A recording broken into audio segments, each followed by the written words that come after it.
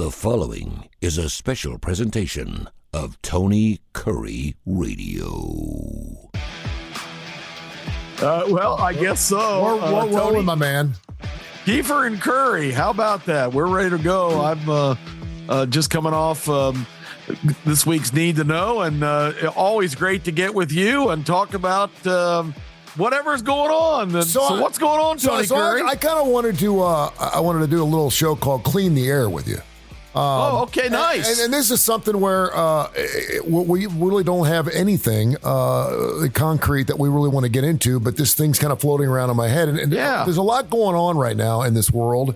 And amazingly enough, sports aren't one of them. Sports are kind of slowing down right now. Last night we had the last night of the NBA season.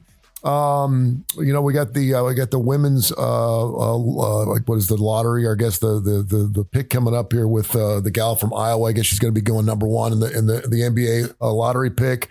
You had Tiger Woods this past week made his 24th consecutive cut, which I think surprised a lot of people. Saw a Billy Joel concert last night, which I thought was going to be one of these made-for-TV things, which is one of the most amazing shows I've ever seen, which is fantastic on CBS. Just so cool. Got Talladega Super Speedway coming up. Vern Lundquist hung it up this past weekend. And no surprise to anybody. But I thought maybe we'd get into this too. And again, I'm just throwing stuff out. The Golden Bachelor. Of all people to think that they weren't going to make it 3 months. He may make it 3 months. They didn't make it 100 days. He's divorcing. He's getting divorced on the Golden Bachelor. So I'm just come up with a couple of things that I thought were interesting going on in the world. That is a wide variety. This is like Wide World of Sports, spanning the globe. It is. So it's great. The Golden Bachelor, no surprise. I thought that guy was just kind of a disingenuous joke anyway. I don't really watch those shows. The only reason I paid attention at all, a high school friend of mine, Glenn Griffith, from Peachtree High School in Dunwoody, was one of the 3 finalists to be the Golden Bachelor. Oh wow! And he lost out to that guy, so I had to watch a little bit to see who Glenn lost out to.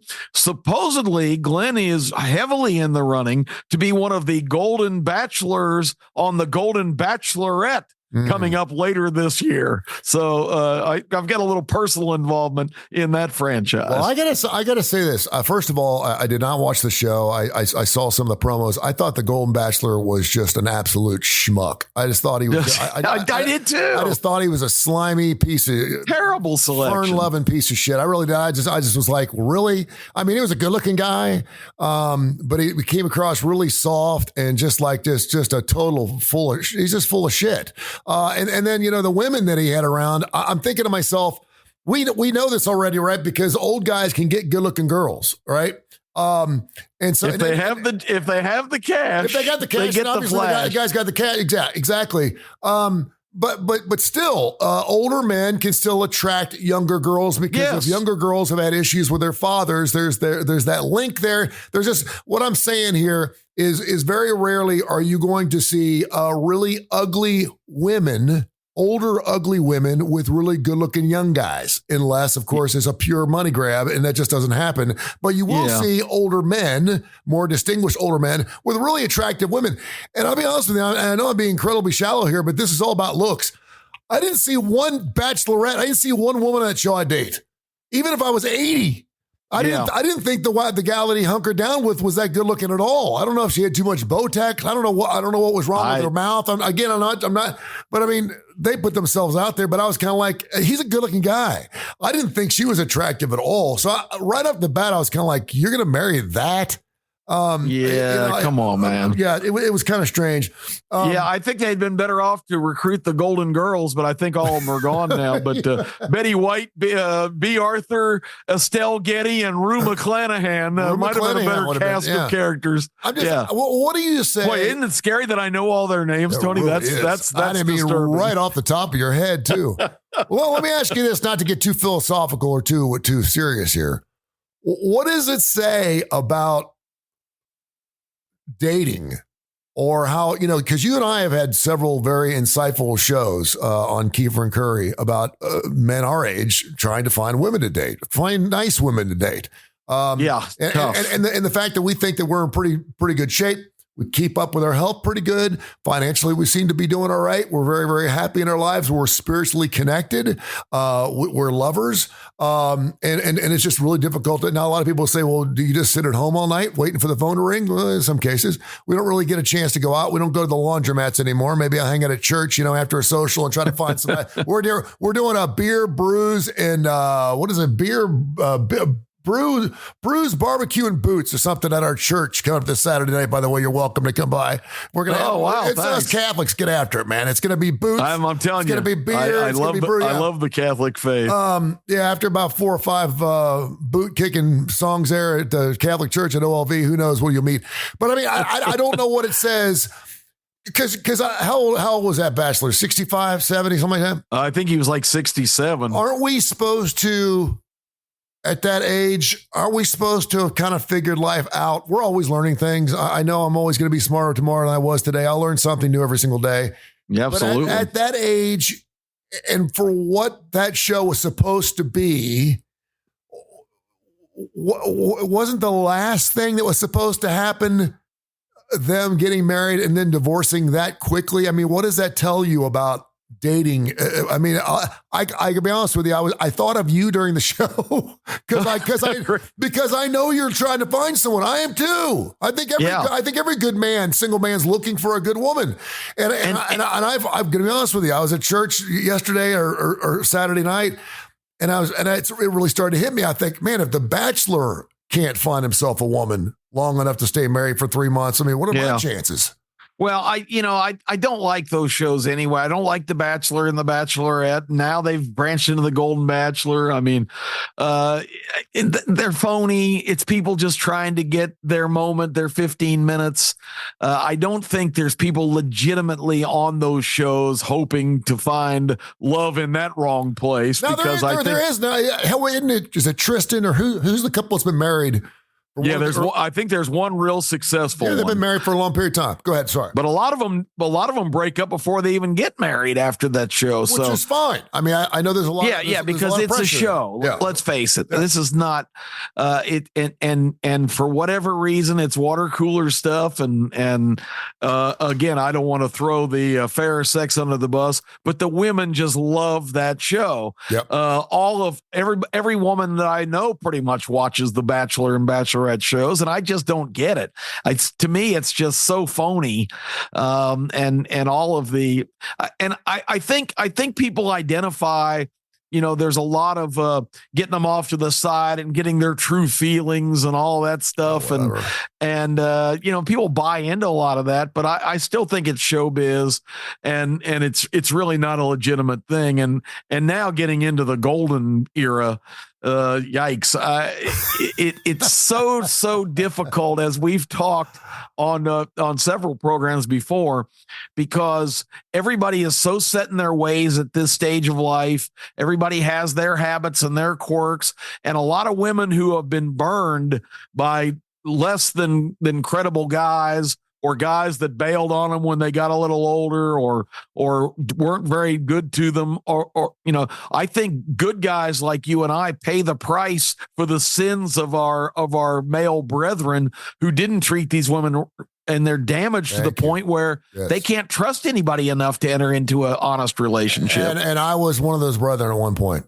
I admit, I think every guy kind of goes through that phase, and I'm sorry that happens. The guys are, we'll ghost you, and sometimes we won't call you when we say we're going to call you, and guys will dump and do stupid things. But we have lived, we have learned, and we have grown up. Yeah. And I like to think that we're in a better place right now, and that we deserve to certainly have. And I don't really know.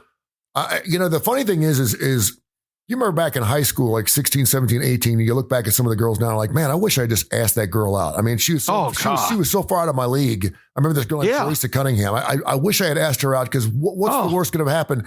And so I'm thinking to myself, I wish I knew then what I know now, because I've been through a divorce. I got children, and obviously I'm not so cranked up and anxious when I get around a woman. But the truth of the matter is, I am.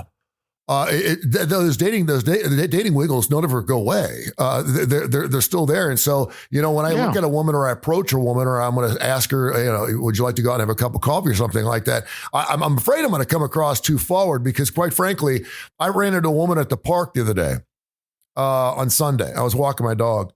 And the first thing I do, ladies, and you realize that the first thing a guy does is what? I look at the finger. I look at the finger. It's the first thing I do. Before I even ask what her name is, I don't even care. If she could be driving the ice cream truck. The first thing I do is I look at the finger. I want to know if she's married. And if she's married, then I know I can just leave it alone, be friendly to her, and move on. And if she's if you're approaching her, she gives you the finger. That's another bad sign. Exactly. Give me the finger to put something on. And so right. Either way. So this woman is jogging, and very attractive black woman with a child, and she's running, and they were chasing these ducks, and I said, hey, how y'all doing? Blah blah blah blah. And I had my 2 dogs with me, and she's like, oh, we're just chasing the ducks and da da da da da. And I said, okay, well, have a blessed day, da da da da da. Well, she runs off. I'm talking, dude, smoking hot. Wow. I mean, I'm like. And I would probably say in her 30s. She looked like her child was probably about 4 or 5. But I'm going to take a stab and say 30s just because that will make me creepy if she's actually in her 20s. But so we're going around the lake, right? And so I see her on the other side of the lake. And I'm thinking to myself, what would happen if I just said, hey, what's your name, by the way? Would you ever just want to go have a cup of coffee, something? Would you just want to go get a cup of coffee? Without saying anything else, you're like, well, by the way, my name is Tony. What's your name? Would you like to join me for a cup of coffee? What's the worst that can happen? Yeah. She can sit there. No, but you're a creep. Thanks for asking. You're white, I'm black. You don't get this. I mean, there could have been a million different ways to go. Yeah. And but you still don't want the rejection. No. I don't at the time, because I've had so many girls come up to me at high school. We have these little mini reunions in addition to having the big ones. The 25s and the 30s, but somebody from our school gets together just about every year for these casual gatherings. I can't tell you how many girls at that time that I just thought were incredible have said to me, well, you never really talked to me. I know. I said, well, especially the upper class ones that say that. And I say, if I approached you in high school, I would have burst into flames. I would have internally combusted. I would not have been able to do it. I didn't think I was even authorized to even look at you, let alone address you verbally. Yeah. Sometimes though, I wonder if they're just saying that because I know I've had women say, if you would have asked me out, I would have gone out with you. Oh, of course. There's no way you would, thank you. But maybe it's a situation where, our lines have kind of moved. I was down here, you were way up here, and we've kind of past each other in the night. And all of a sudden, you're not quite the looker you used to be, and I've turned into something special. I don't know. Yeah. No, I just, so I'm going to long story short, I never said a word to her. I ran by her 3 different times, and every time she engaged me, she looked at me in the eye, we smiled. It wasn't like I could further the conversation because she was running, I was running, and I never said anything to her. And I'm thinking to myself, why in the hell, you dumbass? Why didn't you just say, go have a cup of coffee? Probably because it's hard. It's still difficult. Because if she had said yes, then what would I have done? I would have freaked out. And I'm 58, dude. I've been backstage, hanging out with groupies at Def Leppard concerts, for God's sakes, and I'm freaking out by some jogger at the lake. It's so ridiculous. I wish you would get your other cohort, Josh, to give us a group rate on some serious therapy because we need it. Oh, there's no doubt. Did you see the Billy Joel concert last night? I did, and. It was funny you mentioned that because when we were talking about paying for the sins of others, that's what the song "Innocent Man's" all about. Mm-hmm. And you had mentioned to me earlier that Billy was kind of worried about his vocals. I mean, he's getting up there. I thought he did an incredible job. Fantastic. I'd seen him probably 4 or 5 years ago is the last time I saw him, and I knew he had changed a little bit of the inflection and the tone, and I noticed Jackson Brown, my other big guy that I follow, doing the same thing. They can't quite hit those really out there notes, so they just kind of tone it down, but it still sounds great. And I thought Joel was phenomenal. "Innocent Man" is the anthem to what we were talking about of look, I know you've been hurt. I know you've been through the ringer. But hey, I'm not responsible for that. I am an innocent man. And that's what a great anthem for guys that just want to say, look, this doesn't have to be life and death. This is just, let's sit down and see if we, have some commonality and have a nice time. But it's really a tough thing to do now because so many women have just shut it down. I watched in an era when I was a kid, going into the 8th grade, my parents split up in the mid 70s, and that was before divorce was a thing. I mean, I was humiliated. I mean, I didn't even tell my friends for almost a year because it was just so devastating. And and I watched my mother, who at that time was still a young woman in her 40s. She dated a little bit periodically for the next 10 years or so. And then at about 50, she said, I'm done with it. I don't need no stupid man in my life. Mm-hmm. And she lived to be 83 years old and never even went out on another date. Yeah. It's weird because I've been with a woman pretty much my entire life. I was always dating somebody, unless you talk about, really early in life, 16, 17, 18, I didn't really start dating. I was 18 or 19 years old. By the way, Billy Joel turned 75 coming up on May 9th. Isn't that something? I could not believe how good he sounded last night. There's some guys that are in their 70s, they can't hit the notes. He was hitting everything left and right. It made me love him. I always like Billy Joel. He's not a top 5 guy, maybe not even a top 10 guy for me. But after watching that last night, and knowing he's been around for 50 years, he catapulted himself inside the top 10. But yeah, that was a great event. It really was. And I have never been, you've been to Madison Square Garden, I'm assuming. I've been to Madison Square Garden once for a Knicks game when we were up there to do a broadcast called the Greyhound Night of Stars, which was a race series that I devised to kind of mimic the Breeders' Cup in horse racing. And I was privileged enough to anchor the first 13, nice. And the first 4 of them were from a studio at Times Square. That was awesome. They took us to a Knicks game. They took us to one of the Gallagher's, one of the great restaurants there, and they took us, Tony, to Scores, which nice. I don't know if you've heard the reputation of Scores. Yes, it is. I'm not a strip club guy. I feel kind of grimy and stuff, but this was beyond that. This was just. I can't even tell you. This was 10s plus everywhere, and it was an atmosphere that I'll never forget that couple hours there because it was a whole different world that I had never been exposed to. No wonder we can't find women. We're hanging out at Scores. We think everyone looks like a Score, looks like a 10 plus. Yeah, I've heard a lot about that place. It's but the garden is extraordinary still. My son Clayton went to a Rangers Golden Knights game there last year, and it was his first experience, and he's dying to go back. So yeah, and Billy Joel, that was his 100th concert at Madison Square Garden in his career. That is just staggering. And I didn't realize, I'm assuming he's still going. He's doing a show every month, correct? Yeah, it's my understanding he does one show a month, and so he's been doing it for 2 years, and so he did. And I'm kicking myself because I couldn't work it out. But he just appeared at Jerry's World, the massive Cowboys stadium in Texas, in Arlington, Texas, a month ago, as a makeup date with Stevie Nicks.